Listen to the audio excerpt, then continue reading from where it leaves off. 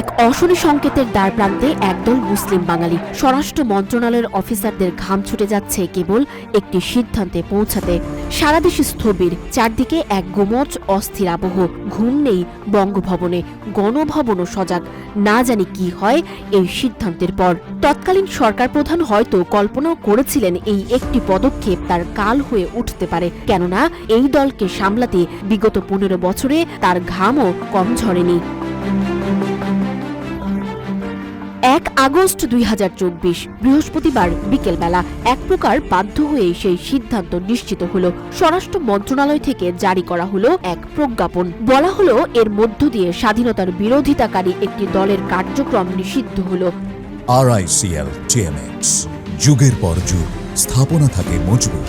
দীর্ঘদিন ধরে মুক্তিযোদ্ধা সহ বিভিন্ন মহল থেকে যে দলের রাজনীতি নিষিদ্ধ করার দাবি করা হচ্ছিল, অবশেষে হাসিনা সরকারের নির্বাহী আদেশে সন্ত্রাস বিরোধী আইনের 18-র 1 ধারা অনুযায়ী নিষিদ্ধ করা হলো সেই দল।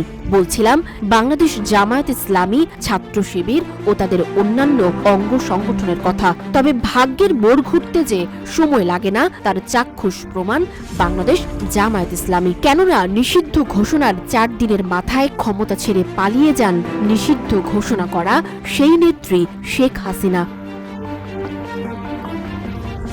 এর আগে দীর্ঘ সময় ধরে সরকারের মন্ত্রীরা অভিযোগ করে আসছিলেন কোটা সংস্কার আন্দোলন ঘিরে সহিংসতার ঘটনায় জামায়াত ও এর ছাত্র সংগঠন ইসলামী ছাত্র শিবির জড়িত।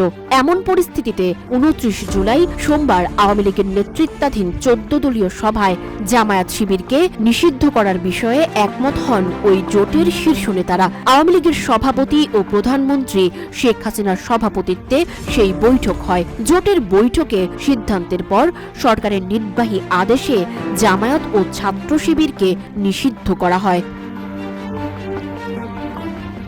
তবে 2013 সালেই আদালতের রায়ে নির্বাচন কমিশন জামায়াতের নিবন্ধন বাতিল করে। সে সময় জামায়াতের পক্ষ থেকে হাইকোর্টের রায়ের বিরুদ্ধে আপিল করলেও সুপ্রিম কোর্টের আপিল বিভাগ 2023 সালের 19 নভেম্বর জামায়াতের পক্ষের আপিল খারিজ করে দেন। ফলে দলটির নিবন্ধন বাতিলের সিদ্ধান্ত বহাল থাকে। ইতিপূর্বে 1971 সালের মুক্তিযুদ্ধে যুদ্ধাপরাধের দায়ে জামায়াতের শীর্ষ নেতাদের ফাঁসির রায়ও কার্যকর করা হয়। ফলে যুদ্ধাপরাধের দায়ে দল হিসেবে জামায়াত ইসলামীর বিচার করার জন্য আন্তর্জাতিক অপরাধ ট্রাইব্যুনাল আইনের সংশোধনী প্রস্তাবের খসড়া তৈরি করে আইন মন্ত্রণালয়। এর মাধ্যমে 1941 সালে গঠিত ধর্মভিত্তিক এই দলটি তৃতীয়বারের মতো নিষিদ্ধ হয়। 1 জুন 2025 ঘটল নাটকীয় মোড়। সুপ্রিম কোর্টের এক রায়ে জামায়াত ইসলামীর নিবন্ধন ফিরে পাওয়ার নির্দেশ দেওয়া হয়েছে। হাইকোর্টের 2013 সালের রায় বাতিল করে আপিল বিভাগ এই নির্দেশনা দেয়। প্রধান বিচারপতি ডক্টর সৈয়দ রেফাত আহমেদের নেতৃত্বাধীন 4 সদস্যের বেঞ্চ এই ঐতিহাসিক রায় ঘোষণা করে। জামায়াতের আইনজীবীরা জানান, দলের প্রতীক দাড়িপাল্লা নিয়ে কোনো আইনি নিষেধাজ্ঞা নেই, যদিও নির্বাচন কমিশন বলছে নতুন প্রতীক বেছে নিতে হতে পারে।